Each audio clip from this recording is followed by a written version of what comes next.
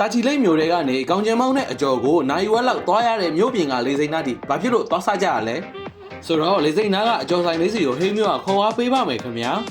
ဒီဆိုင်လေးထဲမှာဆိုရင်အကြော်စုံနဲ့ကောင်ကျင်မောင်းပူပူလေးအပြင်ကြံရင်နဲ့အာဘူးရှာဘူးလေးရပါသေးတယ်ဒီအကျော်ဆိုင်ကဗမာပြည်ကအကျော်ဆိုင်တစ်ခုမှထိုင်နေရတဲ့ဗိုင်မျိုးလေးရပါတယ်။တကူကလေးကသွားစားရတဲ့အချက်တွေထဲကတစ်ခုဖြစ်မယ်လို့လည်းထင်ပါတယ်ခင်ဗျာ။အရင်ဆုံးကောင်းကျင်မောင်းလေးကိုစားကြည့်ပါမယ်။ကောင်းကျင်သားလေးကအီးဆက်ပြီးတော့နှမ်းနှောင်းလေးနဲ့တွဲစားရတာတော်တော်လေးကိုစားကောင်းပါတယ်။သူကတော့တပွဲကို20ဘတ်ပေးရပါတယ်ခင်ဗျာ။အကျော်ဆုံးတပွဲမှာ9ခုလောက်တော့ပါမယ်ထင်ပါတယ်။အရင်ဆုံးမိုးကြော်လေးကိုအရင်စားကြည့်ပါမယ်။အကျော်လေးတွေကကျွတ်ရွနေပြီးတော့အချင်းရထဲမှာစိန်စားရတာကတော်တော်လေးကိုအရသာရှိပါတယ်။ဒါလေးကတော့အပျော်ချစ်မဲ့သူတွေအတွက်မျောကျင့်မြင့်ကြော်လေးဖြစ်ပါတယ်။အပျော်မချစ်ချင်တဲ့သူတွေအတွက်ချုံမိန်ပြီးအချစ်တွေနဲ့တူတဲ့ချက်သွန်ပေါင်းကြော်လေးလည်းပါပါတယ်ခင်ဗျာ။ဒါအပြင်ဘူးသီးကြော်၊ဂါကားသီးကြော်နဲ့အရွက်ကြော်အစုံပါတာကမှတပွဲကို30ဘတ်ပဲပေးရပါတယ်ခင်ဗျာ။အကြော်နဲ့အတူတွဲချပေးတဲ့အရွက်ကိုကော်ဖီတို့အပြင်ဆက်လက်ရွက်လေးတွေပါထည့်ပေးရင်ပို့ပြီးတော့စားကောင်းတယ်လို့ထင်ပါတယ်ခင်ဗျာ။အဲ့ဒီပြေချင်ရင်လေးရလဲချိုးချစ်လေးနဲ့တောက်လို့ကောင်းပြီးတော့တစ်ခွက်ကို20ဘတ်ပေးရပါတယ်ခင်ဗျာ။ပြီးတော့အကျော်ဆိုင်ဘေးမှာဖွင့်ထားတဲ့ခေါင်းမုံနဲ့မုတ်ပြပလက်ကိုလည်းဝင်ပြီးတော့စားကြည့်ခဲ့ပါတယ်။ခေါင်းမုံလေးတွေက